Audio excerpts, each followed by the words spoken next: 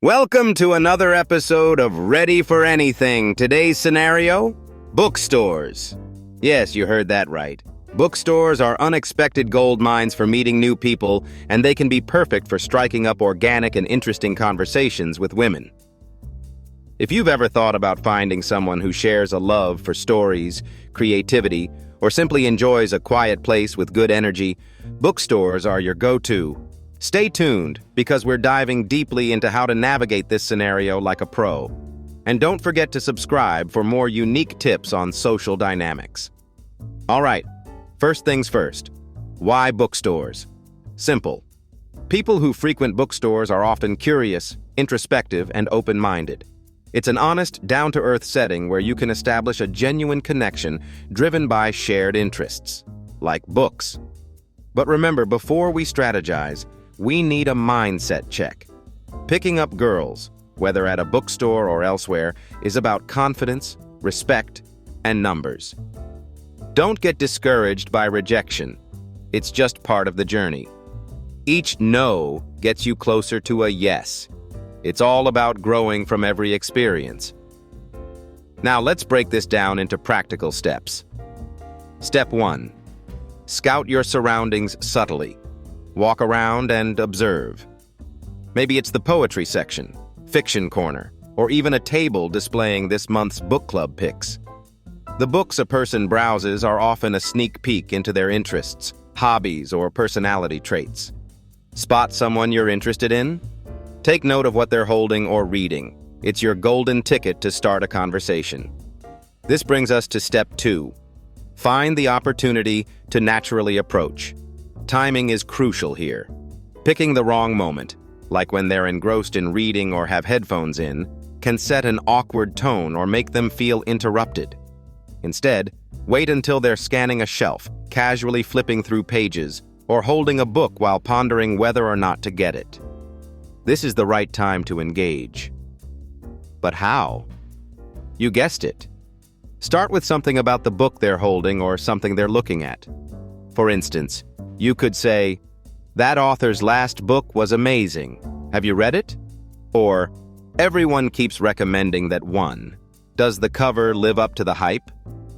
Your aim is to sound natural and show interest without being overly eager. Avoid overused cliches like, "So, do you come here often?" unless you're being deliberately funny.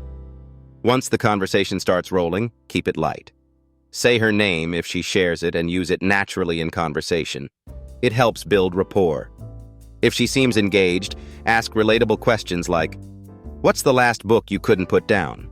Or, "What makes you choose a book here, the cover or the blurb?" Stay genuine and listen to her responses, replying in ways that reflect your interest. Digging a little deeper, psychological research shows that people are more likely to connect with those who display authentic curiosity, sincerity, and attentiveness.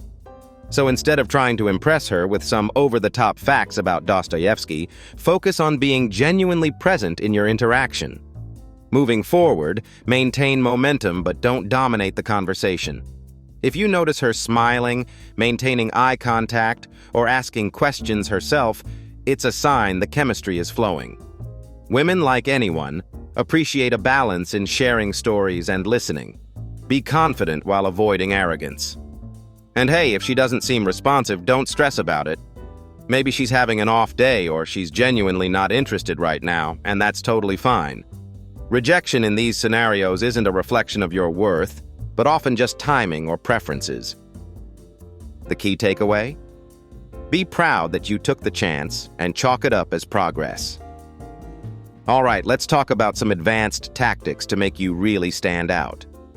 Humor goes a long way, especially in an environment like a bookstore, which is usually pretty mellow. Slip in a lighthearted comment about book trends or something comically relatable. For instance, "It seems like half the books here have 'girl' in the title. What's the deal with that?"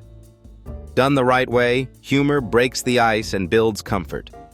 Another idea is to bond over shared favorites. If you see her holding a book you've read, mention what you thought of it, then lead into more personal recommendations.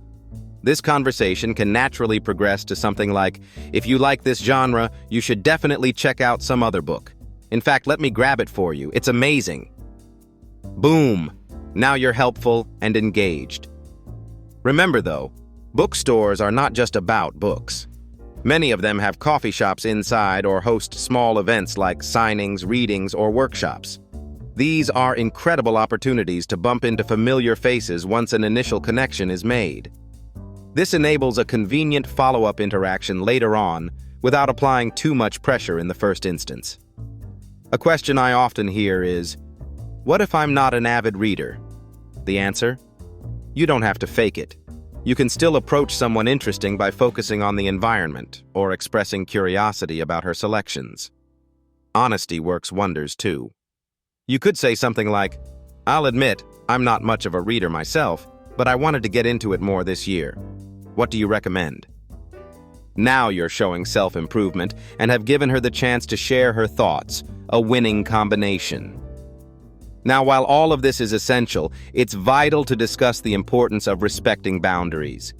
Some people go to bookstores as a retreat because, well, life is noisy out there. Always respect cues, like if she steps back or looks away, doing her best to disengage. If the interaction feels forced or short, let it go. It shows maturity and opens the door to better connections down the road. Speaking of cues, body language can reveal a lot about her interest. Is she mirroring your movements? Does she lean in slightly when speaking? These are all indicators you're building a positive rapport. The opposite, crossed arms, looking elsewhere during the conversation, or one-word answers, might suggest she's not that interested. Being perceptive to verbal and physical signs creates smoother interactions and prevents unnecessary awkwardness. Lastly, seal the conversation if it's going well. If the vibe is great, suggest a soft follow-up, such as, "You seem like someone who has great recommendations. Would it be okay if we exchanged numbers or socials to swap book lists?" Keep it nonchalant but confident, as though you genuinely value her input. If you've struck the right chord, there's a good chance she'll take you up on it. If not, that's okay too. You practiced, built confidence, and gained another life experience. So here's the recap. Be aware of your surroundings, time your approach well, engage in genuine conversations, and above all, respect boundaries. Remember, like any real-life skill, success in these interactions comes from effort, practice, and yes, rejection. Don't fear the no's. They're simply part of the numbers game. Every interaction, successful or not, is sharpening your ability to connect. There you have it, the art of meeting women at bookstores. Keep exploring, keep trying, and keep improving yourself. Life is full of opportunities for connection when you're prepared to embrace them. Make sure you like, comment, and subscribe if you found today's episode helpful. Until next time, stay ready for anything.